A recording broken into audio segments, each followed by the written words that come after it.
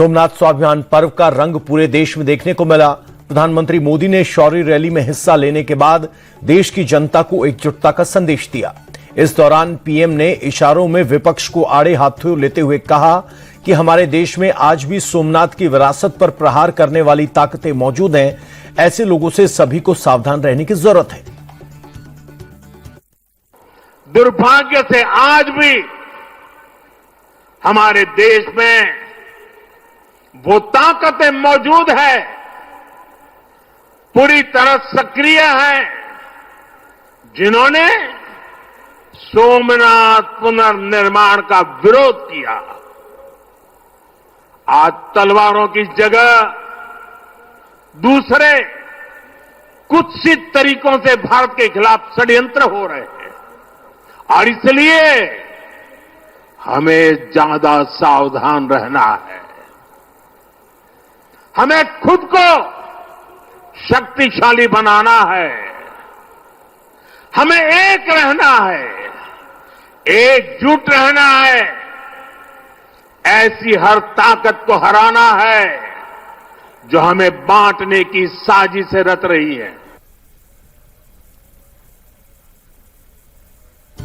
अब बात बंगाल की करते हैं, जहां चुनाव से पहले नेताओं पर हमले का दौर शुरू हो गया है।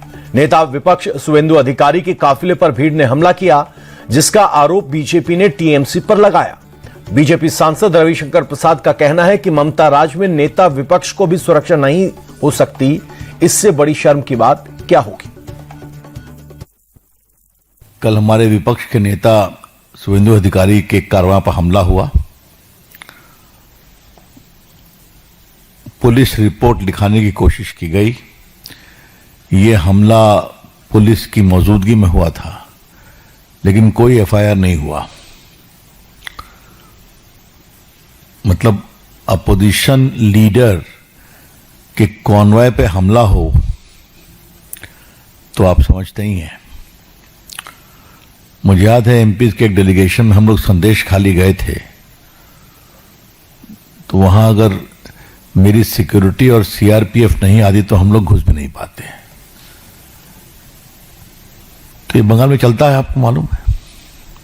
हमारा स्पष्ट आरोप है कि ममता जी की पुलिस और ममता जी के गैर कानूनी, गैर संवैधानिक कार्यों में खुलेआम मदद करने का एक वेपन बन गई है। खुद पर हुए हमले के बाद बीजेपी नेता शुवेंदु अधिकारी ने कोलकाता में विशाल मार्च निकाला।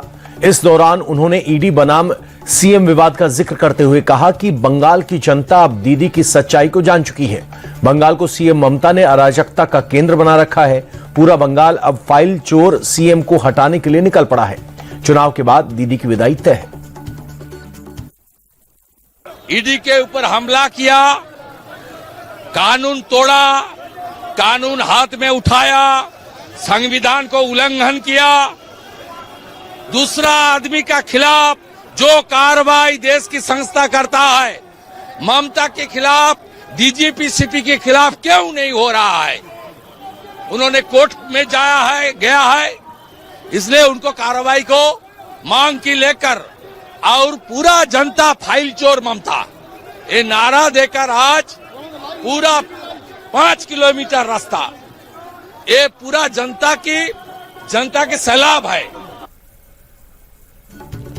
इधर बिहार में पिछले साल हुए चुनाव को लेकर आरजेडी नेता तेजस्वी यादव ने बड़ा बयान दिया।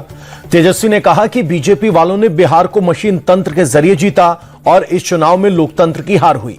तेजस्वी ने कहा कि बिहार की सरकार वादों की झड़ी लगाकर बैठी है, लेकिन उन्हें पूरा करने का एनडीए का कोई इरादा नहीं। और पिछले चुनाव में लोकतंत्र में लोक हारा है और तंत्र जीती है। आप कह सकते हैं कि लोक की हार हुई है और तंत्र की चुनाव में जीत हुई है। जनतंत्र को इन लोगों ने धनतंत्र और मशीन तंत्र बना दिया है। हम लोग सब लोग जानते हैं कि क्या षड्यंत्र रचा गया छल कपट से ये लोग चुनाव जीते हैं, लेकिन नई सरकार कैसे बनी है ये पूरा देश और बिहार की जनता जानती है। तेजस्वी के आरोपों पर केंद्रीय मंत्री चिराग पासवान ने पलटवार किया। इस दौरान उन्होंने तेजस्वी को हार की समीक्षा करने की सलाह भी दी। पासवान ने कहा कि विपक्ष अपनी कमियों पर मंथन किए बिना दूसरों पर आरोप लगाता रहता है और इसीलिए हर बार इनकी हार होती है।